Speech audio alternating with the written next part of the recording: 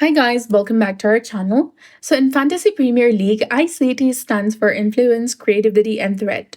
It's an official FPL statistic that combines these three key performance metrics into one overall score to help managers identify players with strong attacking potential.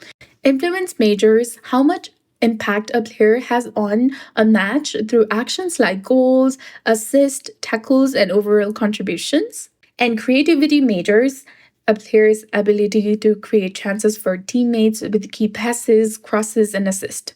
Threat measures how likely a player is to score by looking at factors such as shots, big chances, and dangerous attacking positions. These three scores are combined to create the ICT Index, with a higher score generally indicating a player who is more involved in attacking play and has greater Fantasy Premier League potential.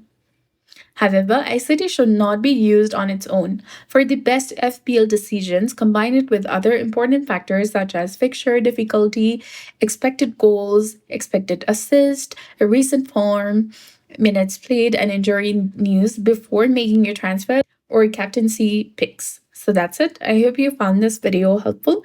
If you did, please like, share, and subscribe. Thanks for watching. We'll see you again in the next one.